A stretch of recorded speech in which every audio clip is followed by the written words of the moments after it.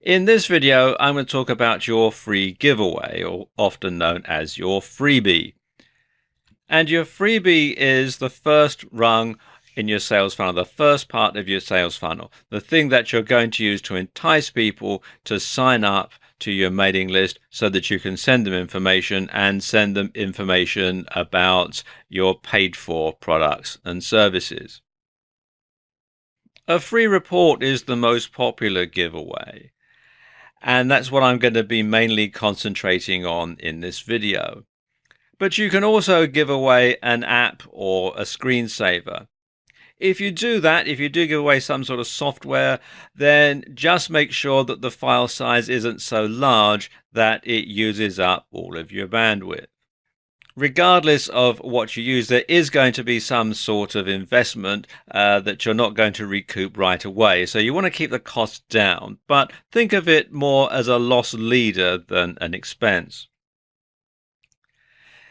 Now, if you do give away a free report, the report should contain a lot of useful information that the prospect can use right away. So make sure this information is up to date. And the report should be good quality and it should be well written.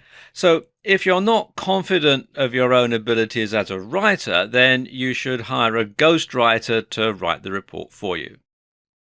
And the report should be of sufficient quality that you should be able to charge at least $9.95 for it if it were to be sold. Now, of course, in order to make sure that your report is up to date, you want to make sure you have a lot of information to go in it. So where do you find this information? Well, of course, probably the best source of information for your free report are your own experiences. And that guarantees that the report will be unique.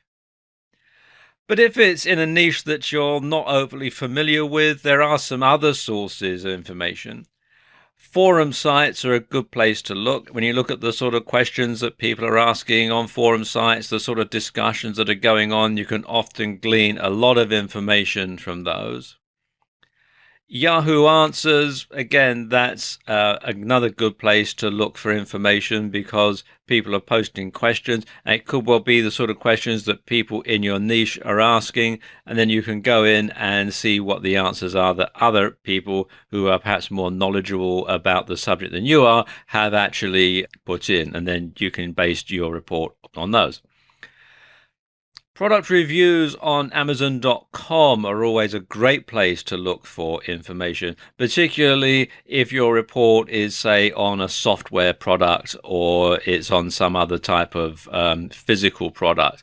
Then you can get the feedback from people who've actually bought and used the product on Amazon.com, and again, base your report on those.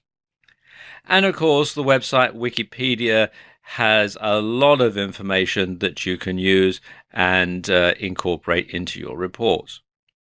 Something else that you can use is PLR materials. PLR stands for private label rights. And these are materials that people write and they sell, and then you can simply rebrand them and put your name on them and put them out.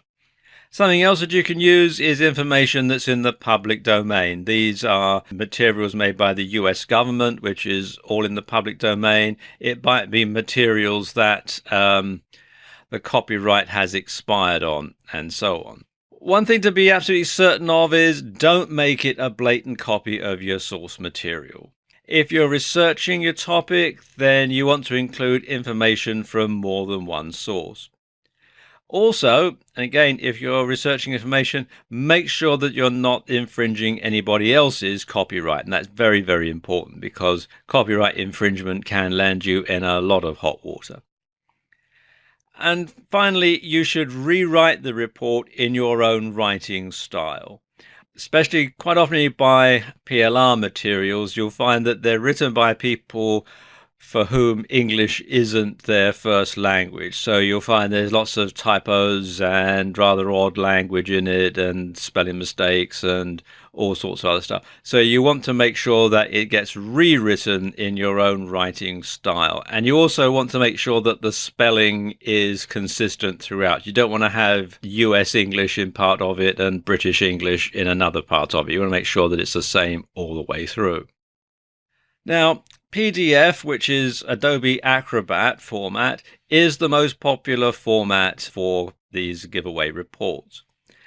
And there are a number of reasons for this. First and foremost, it ensures that your report can be read on a wide variety of devices and operating systems. So what you want to do is include a download link in the first email that gets sent by your autoresponder.